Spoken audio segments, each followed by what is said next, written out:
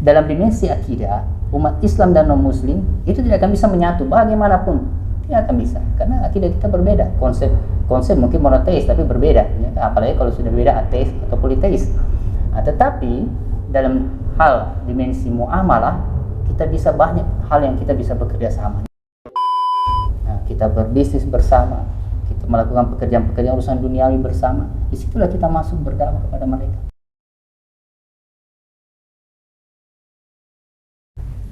Assalamualaikum warahmatullahi wabarakatuh. Alhamdulillah, puji syukur kita haturkan kepada Allah Subhanahu wa Ta'ala yang telah memberikan nikmatnya kepada kita semua. Salawat serta salam senantiasa kita curahkan kepada baginda Nabiullah Muhammad Sallallahu Alaihi Wasallam. Sahabat Nuansa Podcast yang sama-sama dimuliakan oleh Allah, di kesempatan kali ini jumpa lagi dengan saya Firmansyah dalam dialog santai tentang bagaimana pembahasan hal yang bermanfaat. Dan topik kita di kesempatan kali ini adalah bagaimana untuk mengupas tuntas tentang rahasia di balik ilmu kristologi. Dan tentunya Firmansyah tidak sendirian. Kali ini saya ditemani oleh Al-Ustadz Saftani Muhammad Ridwan MA Hafizullah Ta'ala. Assalamualaikum warahmatullahi wabarakatuh, Ustaz. Waalaikumsalam. Bagaimana kabar? Alhamdulillah, baik. Alhamdulillah. Lama tidak jumpa ini, Ustaz. Ya, sekali dialog, mudah-mudahan ini bisa membawa manfaat buat teman-teman semua. Nah, pada kesempatan kali ini, Ustaz, kita juga melihat begitu banyak cabang ilmu pengetahuan. Ya, tapi kenapa Ustaz memilih untuk mendalami dari ilmu kristologi itu, Ustaz? Ya, baik. Bismillah. Jadi begini, memang kita seharusnya bangga ya sebagai umat Islam. Ya, ada semacam yang ditinggalkan oleh Rasulullah SAW, yaitu dakwah. Nah, seharusnya setiap kita bisa mengambil peran dalam dakwah ini. Dan yang utama itu sesungguhnya dakwah kepada orang-orang non-muslim. Nah, saya menganggap ini adalah hal yang utama. Sebab Rasulullah SAW itu asal dakwahnya memang kepada non-muslim. Nah, ini yang jarang diperhatikan. Walaupun memang karena kondisi masyarakat kita di Indonesia sudah mayoritas muslim ya barangkali. Tetapi secara umum kita lebih utama mengajak orang-orang yang non-muslim untuk mengenal Islam, itu dulu. Karena kalau mereka sudah bertauhid, ya apapun yang dia lakukan, kalaupun nanti ada dosa di situ, insya Allah ada jaminan surga. Nah, itu yang kita harus pahami. Nah, sehingga dengan ini saya juga kemudian melihat bahwa jarang para dai yang fokus, para ustadz-ustadz kita yang fokus untuk berdakwah kepada non-muslim. Nah, jadi ada cerita menarik saya awalnya begini. Tapi memang saya sejak SMA itu memang saya suka diajak oleh teman-teman pengajian waktu itu. Jadi pertama kali itu saya diperlihatkan dulu videonya Syekh Ahmad Didat. Jadi saya punya guru pengajian, ya, almarhum beliau Ustadz Muhammad Arif. Nah, beliau memperlihatkan video Syekh Ahmad Didat waktu itu masih belum terbuka umum ya, masih sulit untuk mendapatkan video seperti itu. Kemudian beliau terjemahkan langsung dari bahasa Inggris. Nah, di situ saya kagum melihat ini Syekh Ahmad Didat luar biasa mendakwahi orang-orang non-muslim ya. Kemudian banyak dari mereka yang memeluk Islam. Nah, itulah inspirasi awalnya. Ya, saya kira semua kristolog saat ini pasti kenal dengan Syekh Ahmad Didat. Itu pasti kenal, itu guru utamanya. Nah, kemudian saya beli buku-bukunya, saya baca. Nah, sekitar tahun-tahun akhir 90-an, saya pernah kuliah di Bandung. Saya kembali ke Makassar. Saya orang tua tinggal di Telo sana. Nah, itu di daerah masjid situ, itu banyak pengungsi dari Timor Leste. Nah, imigran itu kan banyak mereka yang ketika mau lepas itu Timor Leste, mereka banyak yang muslim memilih Indonesia, masuk ke Indonesia. Dan bukan banyak, memang rata-rata mereka mualaf. Nah, sehingga di situ saya kemudian melihat bagaimana mereka mempertahankan akidahnya, ya kan, meninggalkan negaranya demi mempertahankan akidahnya. Nah, kemudian saya kenalan, bercerita, macam-macam teman di situ, dari sekolah seminari, ada yang mantan pastor dan sebagainya. Nah, di situ saya semakin tertarik. Ini kayaknya perlu kita membantu saudara-saudara kita dan mempelajari ilmu-ilmu mereka untuk dakwah kepada kaum mereka kembali. Nah, kemudian saya belajarnya otodidak. Nah, rata-rata sih kristologi itu memang otodidak, karena jarang juga sih di kampus seperti perbandingan agama itu jarang biasanya. Kampus-kampus yang ada perbandingan agama itu jarang, kalaupun ada tidak terlalu detail. Jadi saya belajar otodidak, ya apalagi sekarang lebih mudah kan, kalau Anda lihat YouTube aja sudah semuanya ada. Akhirnya saya pelajari di situ. Nah kemudian ketemu teman-teman, ya saya kemudian berusaha untuk bersikap terbuka, karena kita harus terbuka, ya, artinya kita harus bergaul dengan mereka. Tidak bisa kita eksklusif hanya bergaul dengan sama muslim. Bagaimana caranya kita mau dakwah kepada mereka? Akhirnya saya bergaul dengan mereka, saya banyak kenalan pendeta, teman-teman non muslim ya. Saya biasa ke rumahnya, ya dengan segala resikonya. Di rumahnya tentu ada anjing, itu sudah biasa. Ya akhirnya dengan begitu saya diskusi, dialog, nah, saya jadi tahu kan. Nah, kemudian belajar, nah, kemudian dari situ kita kembangkan dakwah. Nah itu diantara alasan. Saya juga melihat banyak dai-dai tidak mengurusi hal ini. Ketika saya cerita, mereka mengatakan ya lebih banyak orang Islam mau dikasih baik, dikasih betul dulu. Ya itu tidak salah tentunya. Tapi saya pikir harus ada yang berjuang di sini. Nah makanya karena saya lihat jarang yang melakukan itu, ya sudah saya pilih jalan ini. Kemudian saya bergabunglah dengan ormas Islam yang memang fokus di situ, seperti Forum Arimatea. Nah, supaya kita bisa ilmu kita itu bisa di cover di situ, dan kita bertemu dengan teman-teman yang satu visi, satu misi, satu perjuangan. Nah itu latar belakang. Pasti ketika masuk dalam organisasi atau Forum Arimatea seperti itu Ustadz, ketika mendakwai orang non muslim, mohon maaf, itu pasti ada tantangan yang berat untuk dihadapi. Apakah tantangan tersebut tidak membuat Ustadz itu down, Ustadz? Ya pastilah, jangan kita down lah. Yang namanya dakwah itu pasti ada tantangan. Itu sudah seperti itu. Kalau orang kemudian menerima tantangan dan berhenti berdakwah, ya kita kan harus mati dalam jalan dakwah ini. Sudah seperti itu memang. Jadi tantangan-tantangan, hambatan, kendala itu pasti ada. Dan apalagi ini berdakwah kepada non muslim, ini kadang-kadang kan isunya sensitif di negara kita, ya kan. Jadi kita harus hati-hati. Makanya kita tetap menempuh jalan-jalan yang santun. Makanya kita selalu mengedepankan itu dialog. Makanya mengedepankan itu dialog. Kita tidak debat kusir misalnya, enggak. Kita dialog. Dan kita juga mengajak orang-orang yang memang juga mau diajak dialog. Kalau mereka juga tidak mau diajak, enggak usah. Kan kita punya rambu-rambu dakwah, la ikraha fid din. Nah, jelas kan? Sudah, kenapa kita mau paksain orang? Ya kan? Nah, tentu nanti metode-metode banyak, tetapi intinya jalan yang kita tempuh memang umumnya dialog. Nah, itu yang paling mudah, karena memang penerimaan manusia itu ya, itu kan berawal dari akalnya. Nah, kalau bisa kita masuki pikirannya, kemudian pikirannya berpikir rasional, ya kan? Itu insya Allah relatif mereka bisa menerima. Walaupun nanti belum tentu mereka masuk Islam, tapi paling tidak mereka sudah berpikir, oh iya, ini kayaknya benar ini. Nah, masalah dia masuk Islam itu tidak, itu hidayah, itu taufik dari Allah Subhanahu Wa Taala, pasti begitu.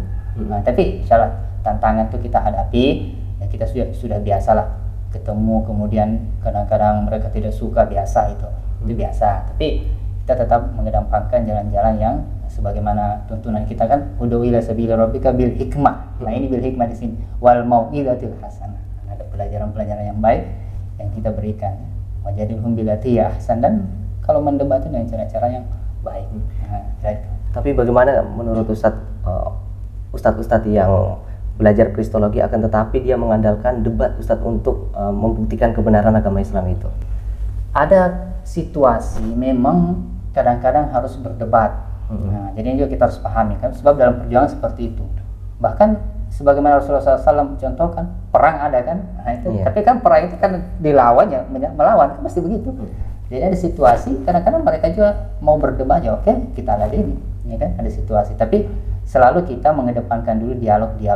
Nah, apalagi di Indonesia ini memang kalau bicara debat itu kan kesannya kekurangan, ya, tanda kutip terlalu, mungkin nanti kita dikira radikal lagi. Makanya kita biasa kalau ada dialog lintas agama disebutnya itu dialog lintas agama. Kalau di barat mereka menyebut memang debat memang. Kalau kita kan mungkin masih kurang elegan kalau kita mengatakan debat. Makanya kita mengemas dengan acara dialog lintas agama, misalnya, atau dialog ilmiah lintas agama Islam Kristen. Biasanya seperti itu. Masih mengulas mengenai bagaimana tadi Ustadz, ilmu kristologi dikuasai oleh mahasiswa juga. Tadi juga sempat dikatakan kalau harus terbuka mengenai ilmu kristologi itu. Lalu bagaimana buat teman-teman yang sifatnya introvert Ustaz untuk belajar kristologi ini Ustaz? Setahu saya begini dulu, nah, yang belajar kristologi itu kan termasuk di kelas Anda di Unismu ya. Ada perbandingan agama yang saya tahu, atau studi agama-agama disebutnya di UIN ya. Saya lihat belum banyak kampus yang saya tahu cuma itu ya, yang memang mempelajari kristologi ini. Sementara di sekolah-sekolah mereka, sekolah tinggi teologi yang saya tahu mereka belajar itu Islamologi, belajar. Nah ini harus kita pahami supaya bagaimana dakwah kita bisa lebih bagus ke depan kepada mereka, yang harus dipahami ajaran agama mereka. Nah, adapun orang-orang nanti yang sebenarnya tergantung cara mendidik sih. Kalau kita mengarahkan mahasiswa itu untuk bisa lebih elegan, terbuka, dia bisa memang punya niat untuk berdakwah, insya Allah ilmu itu akan bermanfaat. Kecuali memang kalau mereka ya cuek dengan dakwah. Nah, itu yang harus kita pahami. Yang kedua juga sebenarnya begini, kita harus memahamkan bahwa kondisi umat Islam zaman dulu dan zaman sekarang itu tidak sama. Sebagaimana umat Kristiani zaman dulu dan zaman sekarang tidak sama. Kondisi ini berbeda. Nah, zaman Nabi ya orang tidak perlu belajar kristologi karena umat Kristennya berbeda, umat Islamnya juga berbeda. Perilaku umat Islam cukup untuk membuat orang-orang non-muslim itu tertarik kepada Islam. Ya kan mereka akhlaknya seperti Rasulullah, akhlaknya Al-Quran kan. Nah, kemudian orang umat Kristiani mereka masih memiliki manuskrip asli sebagian dari Alkitab Taurat apa dan sebagainya, seperti Waraqah bin Nawfal misalnya kan. Mereka masih punya pendeta Buraidah ya. Dari mana dia tahu bilang ini ciri-ciri Nabi? Itu pasti dia punya. Nah, umat Kristen zaman sekarang dan umat Islam zaman sekarang berbeda dengan kondisi zaman dulu. Umat Islam zaman sekarang perilaku mereka banyak ya, mohon maaf ya, banyak yang membuat orang bahkan jauh dari Islam. Itu perilaku kan, bukan ajaran agama ke Al-Quran sumber. Nah, demikian umat Kristiani zaman sekarang itu beda dengan kondisi zaman dulu. Sudah tidak ada itu manuskripnya. Jadi kalau kita mengatakan ada nama Nabi Muhammad dalam Bible, tidak ada itu. Memang sudah hilang semua. Ya, kalau zaman dulu masih ada kan. Nah, ini kondisi yang berbeda ini menuntut kita harus belajar kristologi itu untuk berdakwah kepada mereka. Jadi tergantung cara kita memahamkan sih kepada mahasiswa itu. Begitu saya pikir. Jadi boleh dibocorkan kepada sahabat nuansa podcast mengenai ilmu kristologi ini yang mungkin bisa dilakukan mulai dari hal yang kecil Ustaz. Yang paling utama sebenarnya kita mengajar dulu bagaimana agar kita semua ini bersikap terbuka. Ya, mungkin sekarang ada istilah juga walaupun mungkin belum terlalu cocok, tapi moderasi beragama yang diprogramkan oleh pemerintah, walaupun masih ada yang menolak, tapi paling tidak intinya begini, memang jangan juga kita terlalu eksklusif ya. Kadang-kadang kan umat Islam itu begini, saya lihat ada dua posisi selalu. Nah, saya melihat juga ada beberapa teman begitu, ada yang terlalu ekstrim menyikapi umat non-muslim termasuk Kristiani, sebaliknya ada yang terlalu liberal, nah tadi terlalu radikal, terlalu liberal. Jadi ada yang pokoknya ada teman saya dulu tidak mau salaman dengan orang Kristen. Nah ini kan juga saya pikir kenapa seperti itu kan? Semua serba tidak boleh sebegitulah. Bagaimana caranya kita mendakwai mereka kalau kita tidak bergaul dengan mereka? Ya kan? Ada yang sebaliknya juga, semua cara orang Kristen diikuti semua. Nah, katanya toleran, tapi ini mengorbankan akidah. Nah ini juga tidak boleh seperti itu. Nah jadi kita bersikap pertengahan. Karena begini, ada dua dimensi yang harus kita pahami. Ada dimensi akidah, ada dimensi muamalah. Nah saya kira biasa saya jelaskan dulu bahwa seperti minyak dan air, ini perumpamaan supaya mudah dipahami.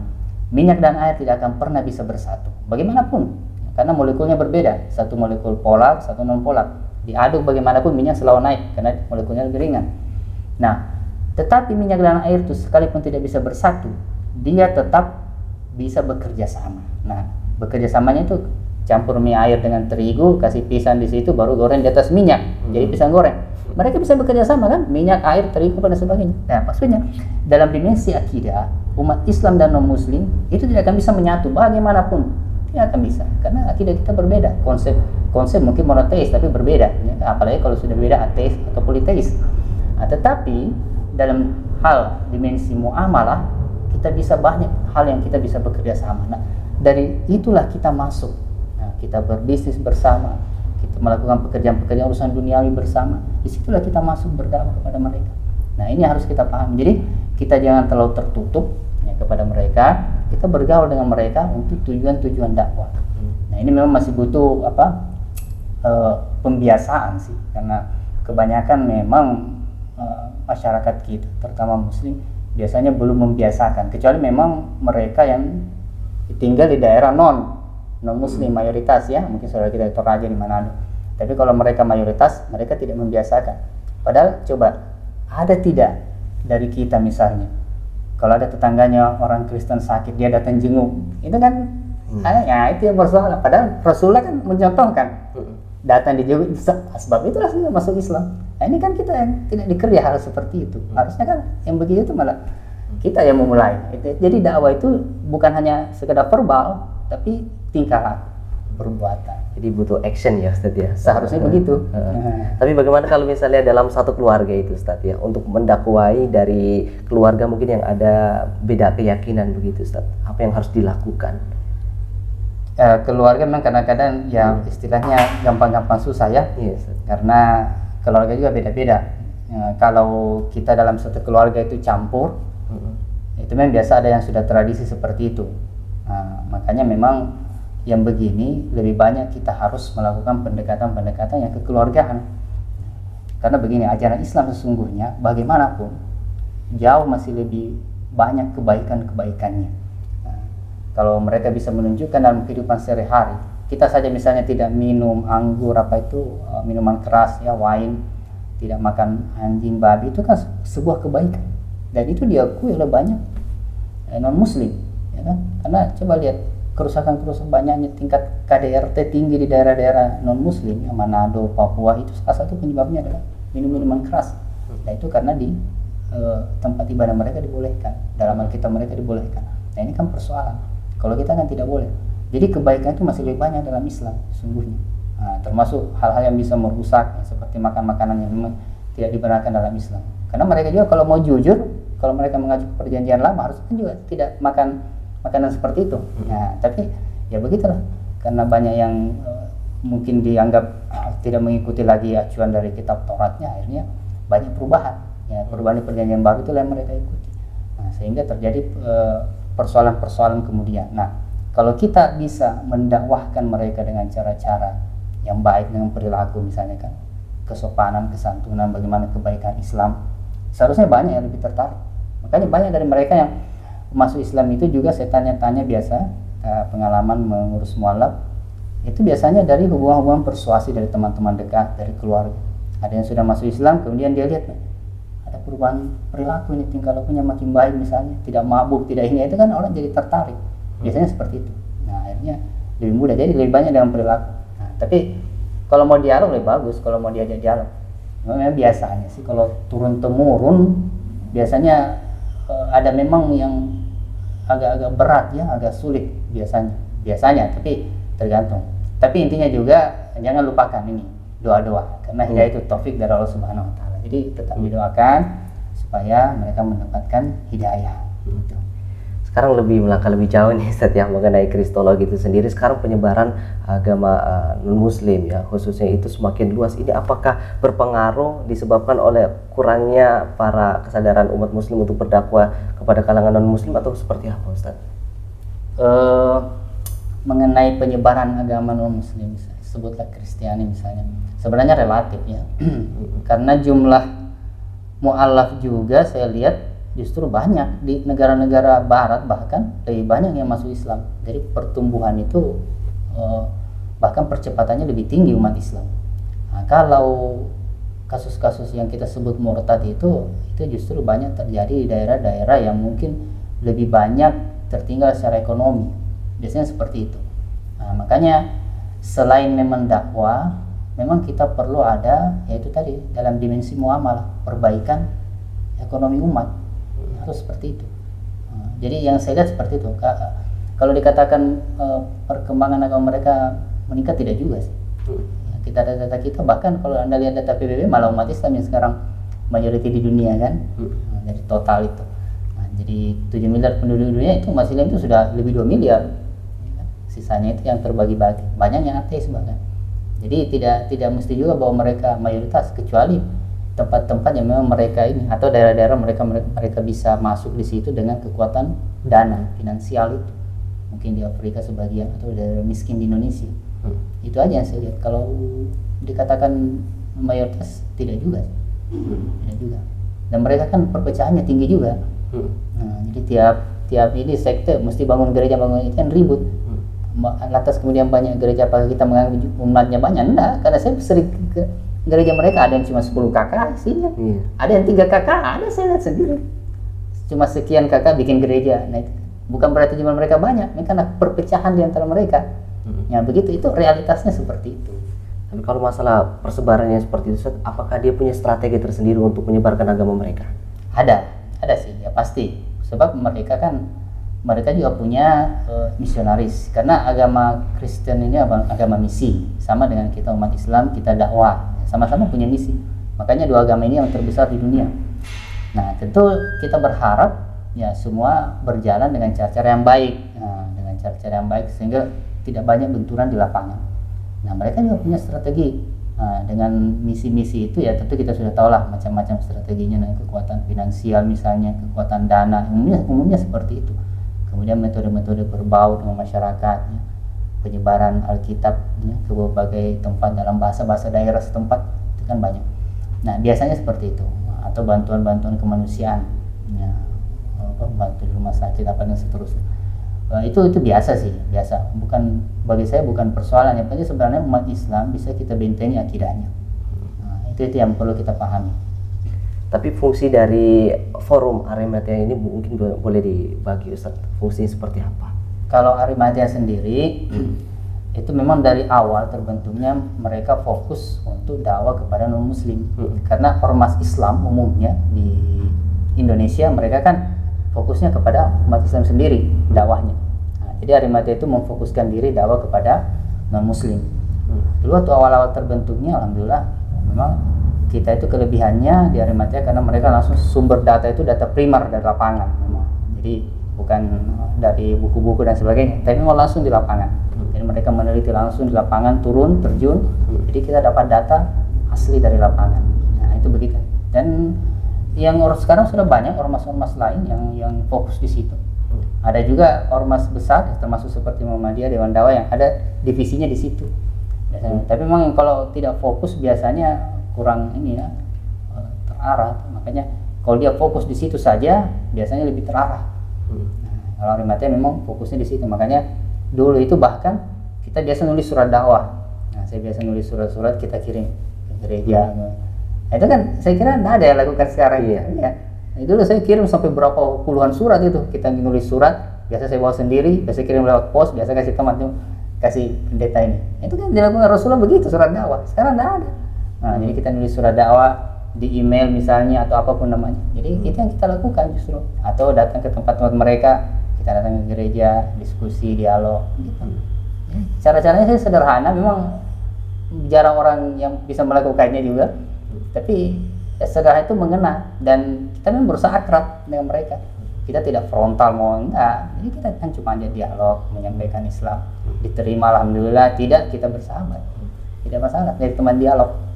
Kalau sudah masuk begitu, Ustaz, sudah diajak masuk Islam, kemudian berhasil untuk diajak masuk ajaran agama Islam, apakah cuma sampai di sini, Ustaz? Apakah ada pembinaan setelah itu? Nah, tentu. Nah, ini kalau sudah kita bicara mualaf, ini kan sudah namanya Muslim by conversion.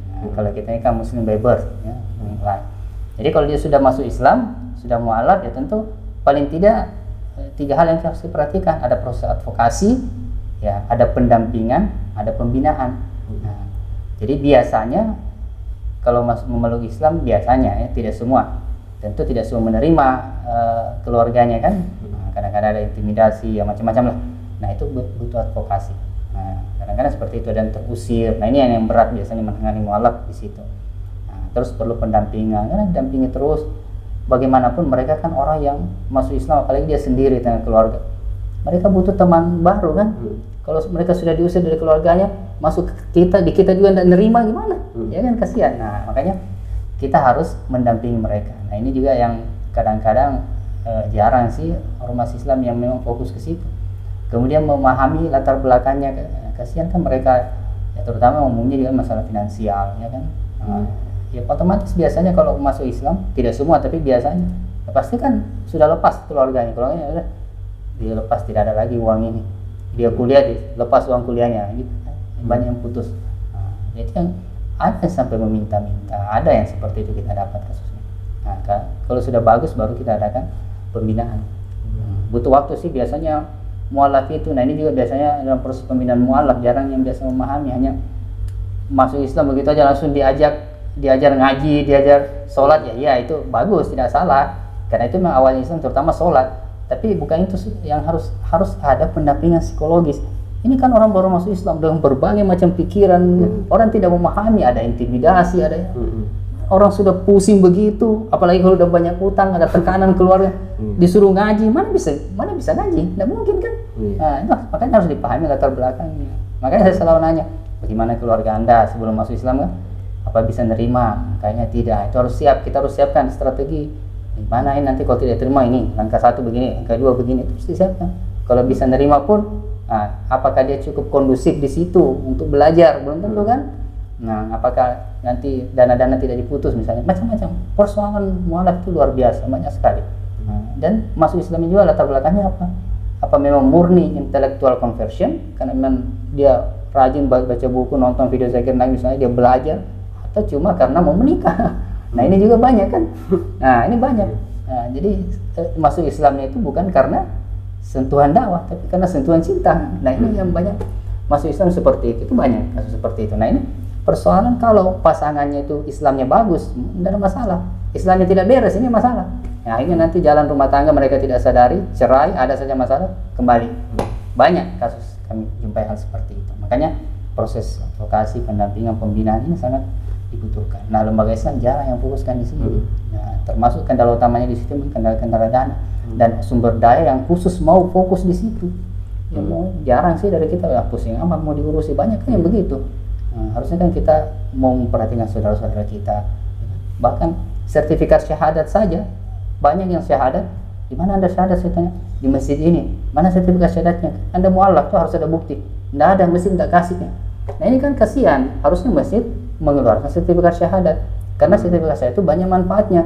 Selain sebagai bukti mereka memeluk Islam, ya kan, itu juga nanti mereka bisa pakai untuk kalau mau ganti di kolom agama di KTP KK, itu kan harus pakai itu buktinya bahwa saya sudah Islam.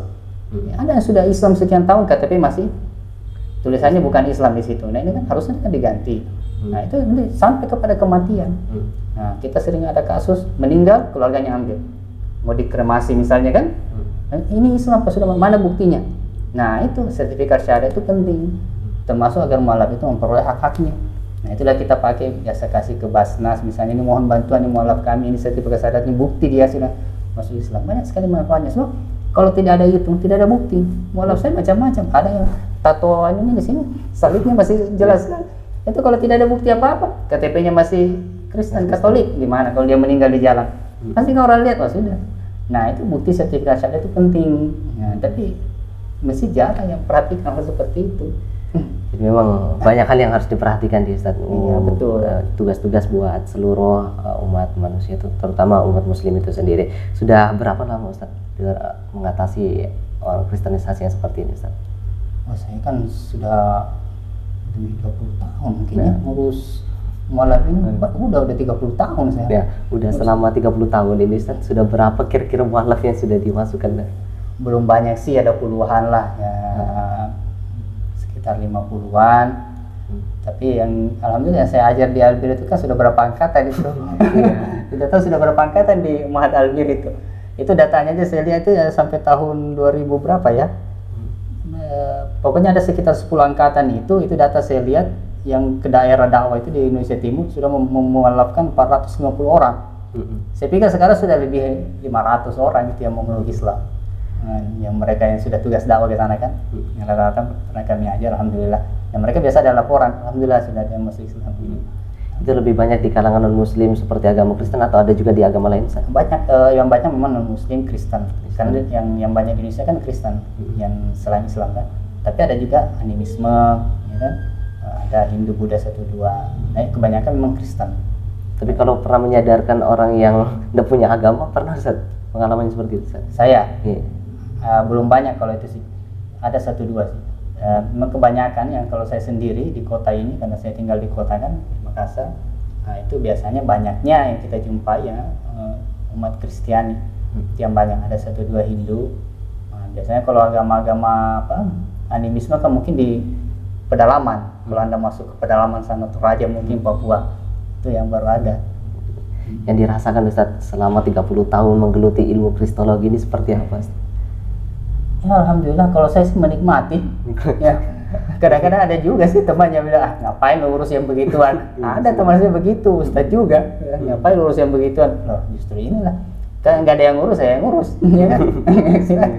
Ya, terserah, jelas alhamdulillah banyak yang masuk Islam. Ya, ya mereka senang juga begitu dikasih lihat, ya alhamdulillah bagus banyak masuk Islam. Itu kan perlu dakwah. Gimana kan ada proses orang. Ya, memang hidayah itu taufik, tapi ada proses untuk sampai ke situ.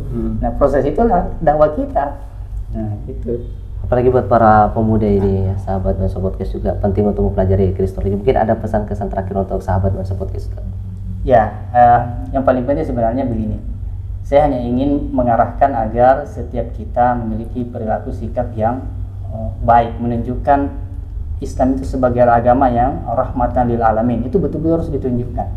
Karena saya sudah melihat keluhan-keluhan kebanyakan terutama umat Kristiani itu melihat mereka kan tidak membaca Al-Quran hadis, mana mereka bisa baca. Mereka tidak membaca itu, mereka melihat sikap kita. Jadi itu yang mereka lihat. Makanya ketika ada satu dua orang yang melakukan aksi terorisme misalnya, kan langsung Islam teroris. Nah itu langsung kita semua jadi tertuduh. Padahal itu satu dua orang ya, perilaku buruk yang namanya oknum di semua agama pasti ada. Tapi memang kecenderungan manusia cenderung mengeneralisir dan tidak objektif dalam menilai. Makanya paling tidak kita berusaha juga untuk mendakwahi saudara kita supaya berperilaku baik. Nah, saya kalau dengan non muslim, alhamdulillah saya bantu mereka. Saya dengan itu dakwah saya di situ. Nah, saya dekati justru ya kan. Nah, kadang-kadang ya memang kalau kita mau belanja biasanya ya teman kita bantu saudara kita muslim. Biasa saya kadang saya cari namanya orang Kristen, saya ke situ saja belanjanya. Kadang saya mau kenal, saya kenalan cerita apa. Jadi saya memang butuhnya jalan itu saya pakai berdakwah.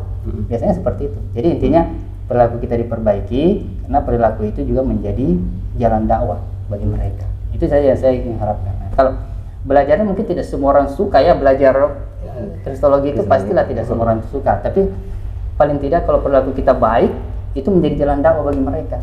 Banyak juga yang masuk Islam mereka saya lihat bukan karena membaca atau tidak. Dia cuma senang ini umat Islam ternyata tidak seperti yang saya sangka, ternyata tetangga saya itu baik sekali sama saya misalnya. Jadi hal seperti itu sederhana tetapi menjadi jalan dakwah.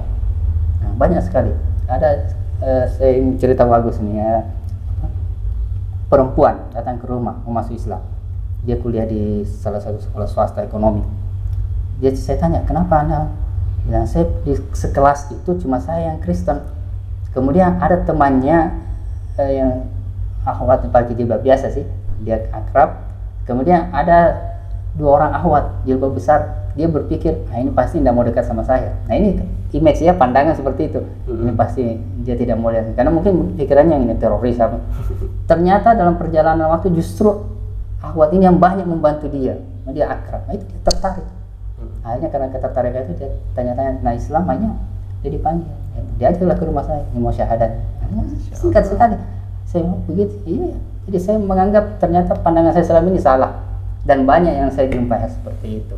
Nah, jadi itulah perlunya kita, setiap kita harus berusaha untuk berdakwah kepada mereka dengan jalan-jalan sederhana. Tidak mesti harus debat teologis itu kan, kalau Anda ketemu pendeta ya itu Anda belajar kristologi, karena harus ada debat teologis nanti. Tapi kalau cuma ketemu orang-orang awam biasa, yang orang orang Kristen awam itu juga tidak ke gereja. Mereka juga tidak ke gereja itu kayak Islam KTP lah.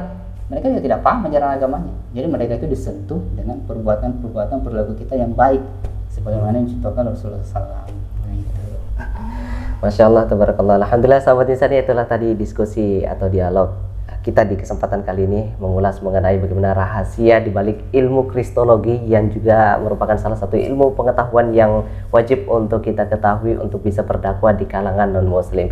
Ya, sekira ini yang bisa kami sampaikan ya di kesempatan kali ini. Terima kasih Ustaz atas waktunya pada kesempatan ini. Semoga ini ilmunya bermanfaat buat sahabat Nuansa Podcast. Sekira ini yang dapat kami sampaikan, kurang dan lebihnya mohon dimaafkan. Syukran wa barakallahu fikum. Wassalamualaikum warahmatullahi wabarakatuh. Waalaikumsalam warahmatullahi wabarakatuh.